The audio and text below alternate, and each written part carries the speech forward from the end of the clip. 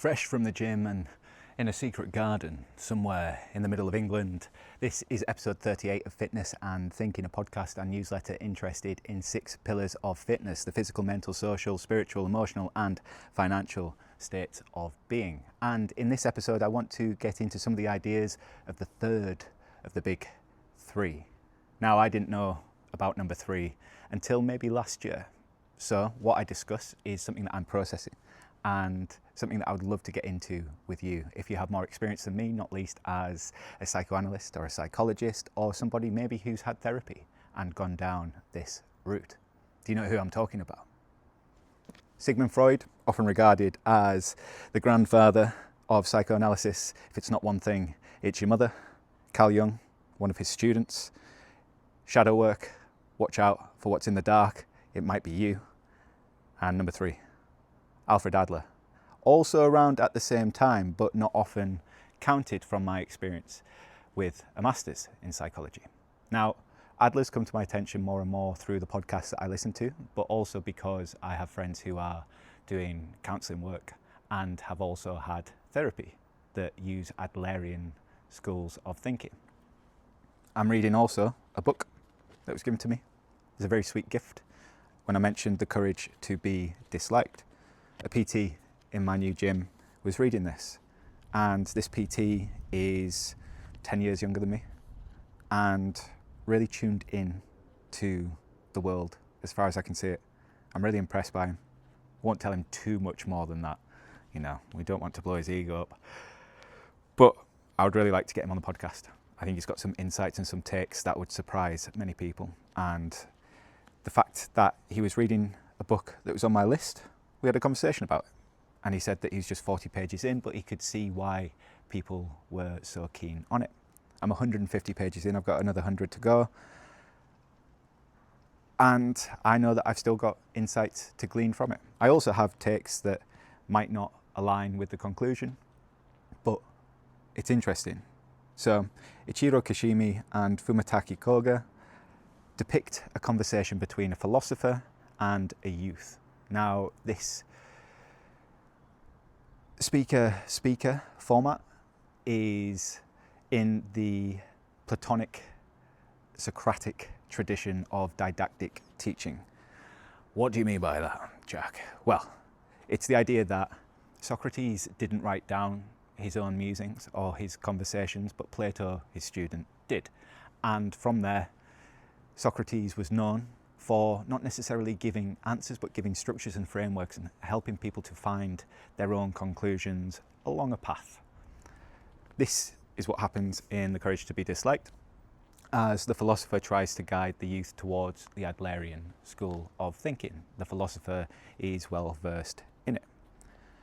And what's interesting about Adler, what's interesting about this book, is that the philosopher is trying to get the youth to a feeling, a sense, a place of freedom. Freedom from expectation, freed from desire, my intentions purified, free from the notion that you can or should resent other people or have this bitterness about the world or be negative in any way to do with other people if you've not actually turned the gaze inwards. Different to Jung, who talks about the shadow and what we like, maybe dislike in others is often a projection of ourselves. Adler talks about life lies and tasks. So go with me on this as much as I think I've got a grasp of the terminology. We have tasks unique to all of us that will enable us to better get on with people. So it is up to me to tell you to take your shoes off when you come into my flat. If I don't want to be angry with you or to resent you for walking dust, dirt, whatever into my flat, yeah? It's not necessarily on you to take your shoes off until you realise that it's a thing for me. Yeah, you might not know that I have this thing. My take on it is that if you can take your shoes off at the door, then I don't need to clean up later. It's logical. But you might not do that in your house. So when you step into my flat, I'll ask you to take your shoes off. and we'll chill out, we'll have a good time. Hopefully. I sound like a stickler already. Maybe you don't want to hang out, but that's the point. Having the courage to be disliked. I am asserting to you that this thing has bothered me in the past, but I'm not giving you the full backstory. I'm just giving you a task. My task is to ask you to take your shoes off. If you then take on the task of taking your shoes off, we're both happy. Our interpersonal relationship can function, and hopefully we have a nice time. This is the Adlerian bit, that all of our problems stem from interpersonal relationships and how we manage them or don't manage them. And it's all about good comms, basically. Neil Strauss has a really good line. Chris Williamson likes quoting this as well, is the notion that resentment comes from unspoken expectations. So the shoes one is a good example of that. When you're in relationships and your partner behaves in a way that you dislike, but you've not told them that it's a problem and they keep on doing it, maybe that becomes, you know, the start of the avalanche, or the thread that begins to be pulled, and you're looking for any reason to dislike your partner at this point. But it's something like that that goes on and on and on. Snoring is usually a good example of it, or not taking the bins out, or what else could it be? Maybe the way they eat food. Until you voice this frustration, they might not know, they might not realize, it might not be a problem for them. But a lot of people never do voice that frustration. A lot of people will let it linger. A lot of people will let it build. And that's a problem, because you're getting more and more wound up and they don't necessarily know why. And yet how you're behaving as a result of being wound up could have an impact on them, and it's not their fault. From the Adlerian school, as much as I understand it, 150 pages into this book, it's on you to tell that person so that person can take on the task of maybe behaving differently. And should they change their behaviour in a way that is more amenable to your interests and to your preferences, then hopefully your relationship functions a little bit easier. They might choose to say no to your request, in which case there could be a conversation that stems from that. If you're enjoying this episode of Fitness and Thinking, please make sure to like, comment and or subscribe. It can be massive for getting these big ideas out into the world. Part of the courage to be disliked is to voice things as you feel them, and to not resent people when you haven't voiced it, to not be bitter about things that you've not expressed concern about or frustration with. Yeah? People don't voice them because they don't want to be disliked. If you tell your partner that you dislike the way they eat, a lot of people would be scared of the ramifications of that. They'd be worried that their partner would dislike them for voicing that thing. Which, is it fair enough? It's not necessarily a nice thing to be told that you eat in a way that is completely abhorrent. Close your mouth, for fuck's sake. But at the same time, if it's something that really does wind you up and you don't voice it and they keep on doing it and you kind of get that twitchy eye, I wish I could do that twitchy eye. Yeah, I think you've just got to announce it, or you've got to love your partner for who they are. And you've got to allow them their quirks and their idiosyncrasies, and you can't be annoyed with it. So that's either a conscious decision every time, if it is a conscious decision and you notice it every single time, or it's an allowing of a person to be in their space and you just focus on what you can do and what you can control, or it's a conversation. It should just be ultimately the conversation. And if they choose not to change as a result of you voicing something, then maybe that is symptomatic of something else. Maybe that is microcosmic of the relationship. But based on my own experiences, I would like to think that you address the small things as small things before enough small things build into something bigger. Another part of having the courage to be disliked is to not smooth the edges, is to not present yourself in the best way, but in the right way, the way closest to what is actually true. I have examples from interviews, for instance, where I have put on this persona or dressed in a certain way in order to get a job because I thought that was professional, and not necessarily done well in the interview. But when I went in wearing what I like to wear, you know, I think my Soho interview was a navy shirt, black jeans, and my docs, you know, fairly casual, not necessarily standout stuff, but it wasn't formal office wear.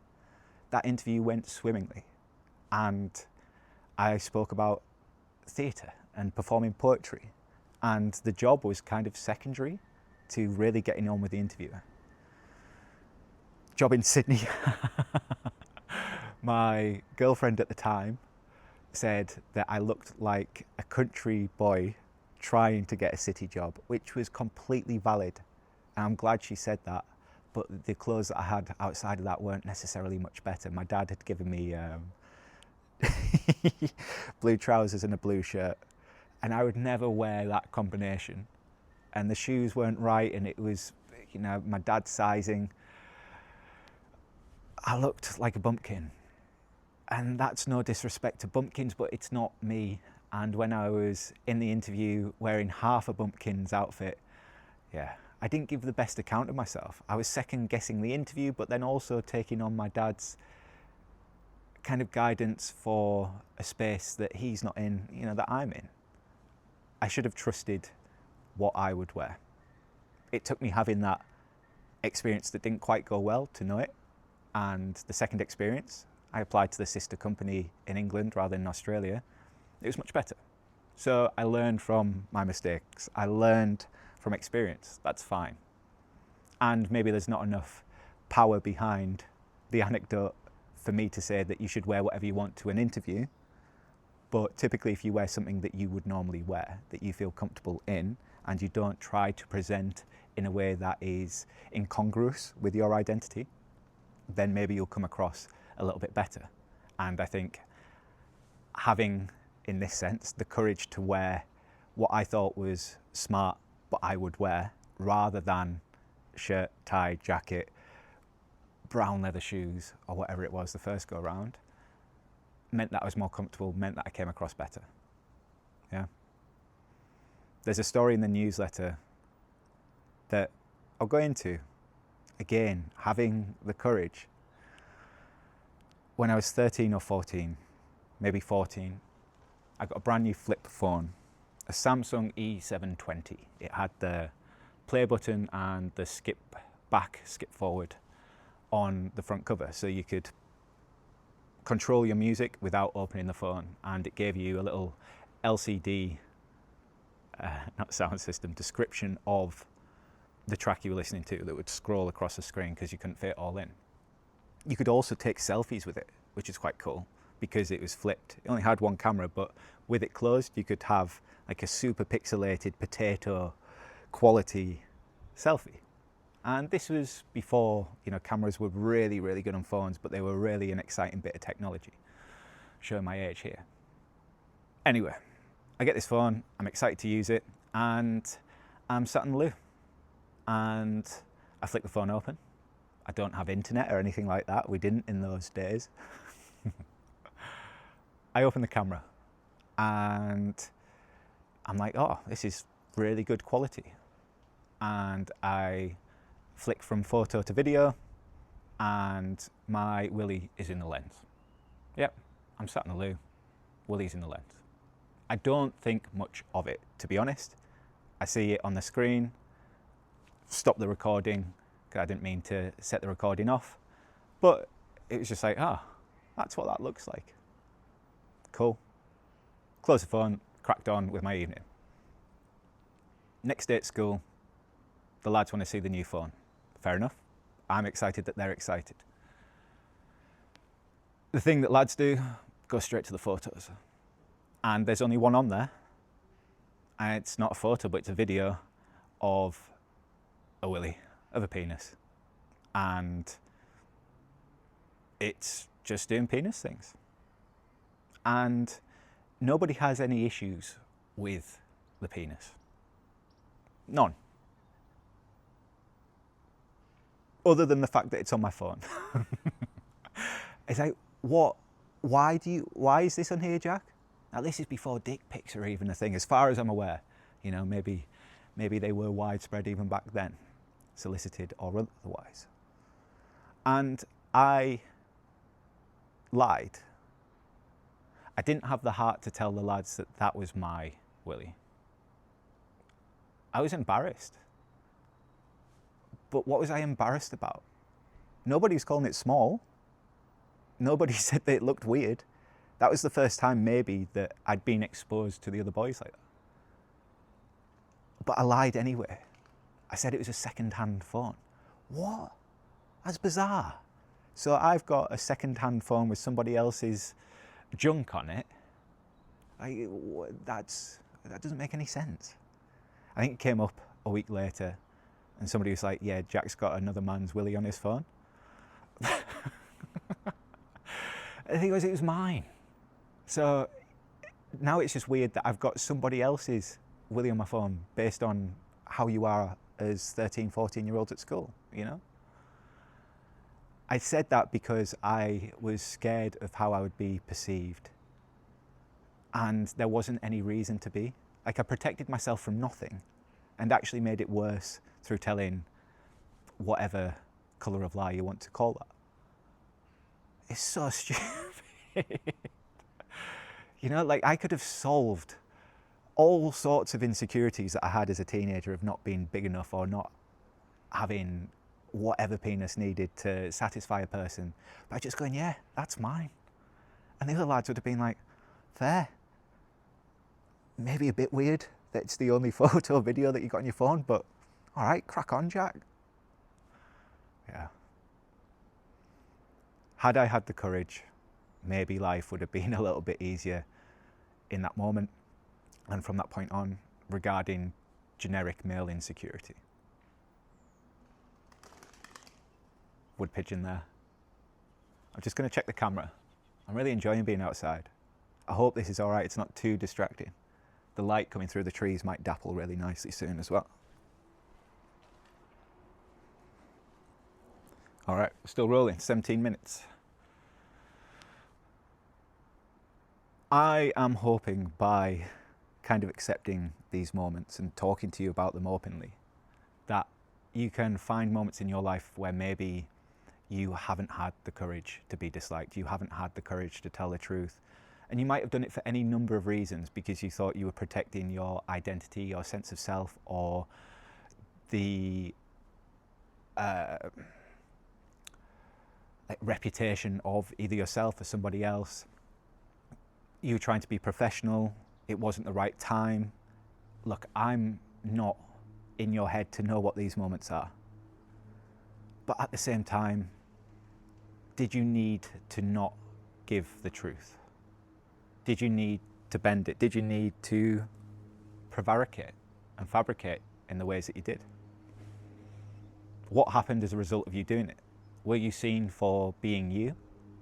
Or were you seen as a version of you? Did you protect yourself from being ridiculed in a way, maybe? And maybe, did you prevent other people from knowing you? Did you maybe, by putting up this wall, stop people from actually getting to the core you? There's another idea in the newsletter that, chatting with John, who's on episode 34, and somebody who I regard as like an incredible font of philosophical and emotional and experiential knowledge and wisdom. We got talking about relationships and kids, and he asked if I'd thought about having kids, if I wanted them. And my default answer, probably since the age of 17, is no. You know, so half of my lifetime I've conclusively said no.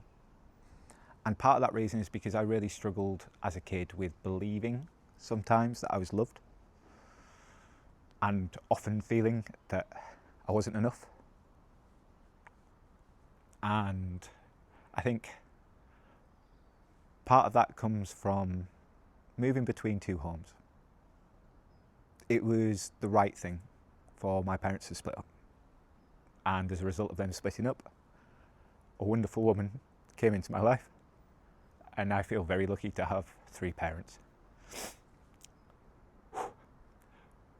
But I would be lying if I said that the arguments that I remember my parents having, my mum and my dad, around the time of splitting up, didn't upset me or didn't make me feel like things were good, you know? After school, kind of waiting for an hour, it might have been less time, but you know, you're a kid, you're just waiting, you're wanting to go. As you hear two people that you love not getting on with each other, and like, I wouldn't want anybody to go through that, but I certainly wouldn't want a kid to go through that.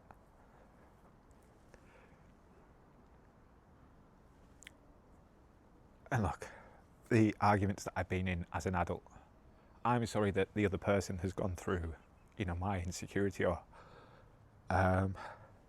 has had to face upset with me as a partner in it.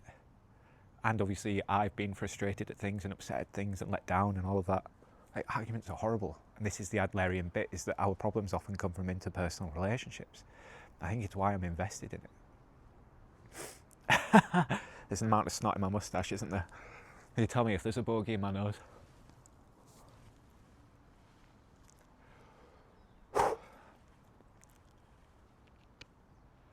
I would rather that somebody was upset with me because of something that I did or something that I said, because I did it, because I said it, because I meant it, because I felt it, than not.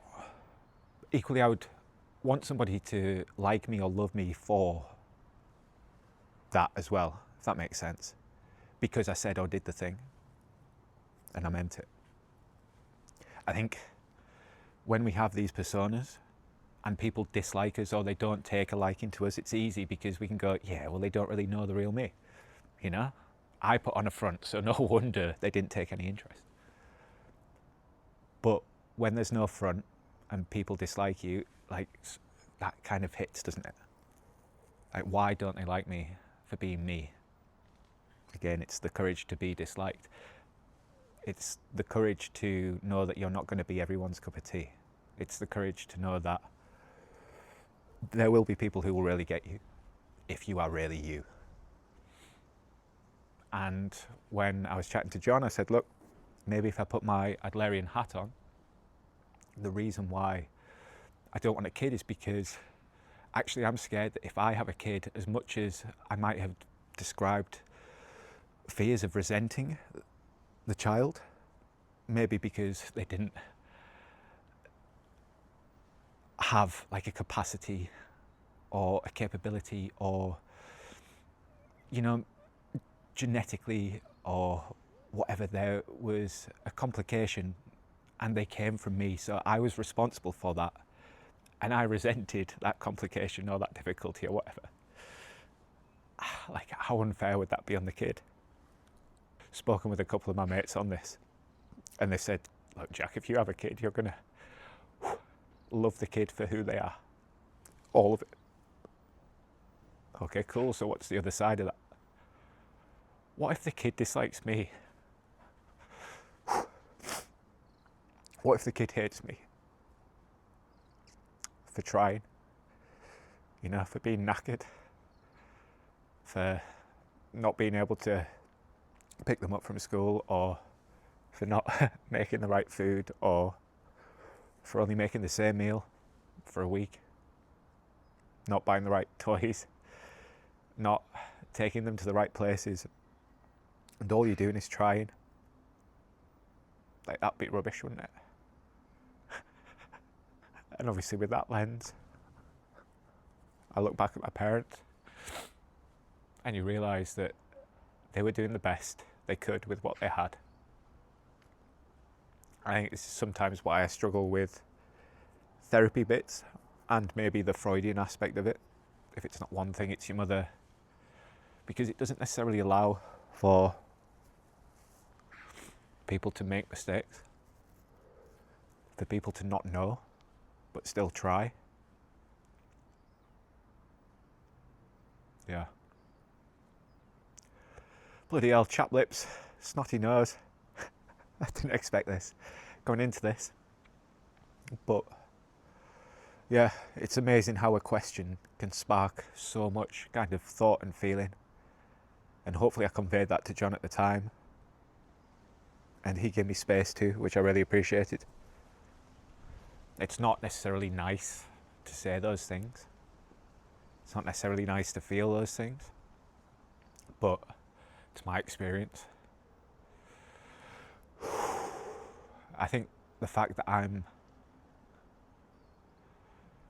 less likely to give the answer no when people ask if I want kids suggests that there's this acceptance of I might not be perfect, but I am what I am. I am who I am. I don't need people to like me. There are people at the moment, I think, who struggle with me, you know, who I'm in whatever relationship with, whether socially or familially or, you know, online. That's fine. I'm not going out of my way to be a dick. I'm doing my best to express what I see as issues. It's not always been met, you know. It's tough. It's tough when you're new to a place and you feel cut off, I think, when you're just trying. Maybe I could let more things go, but it's that resentment bit. I don't want resentments to build up. I want to just say, look, I've noticed this thing. I want to run the risk of being potentially disliked for saying I've noticed this thing. Because if we fix it, how much better could it be? If we change it and it is actually better, then was I a bad person for doing it? I had the courage to say something and things got better. I had the courage to express something that didn't quite sit right with me and things got better. And if things didn't change, well, I expressed it. I did my task. I said my bit, and from there, I just focused on the things that I could control. The things that I couldn't, well, then it comes back to the how can we respond to those? Can we try and take it with a smile? Do we need to even smile or engage with it at all?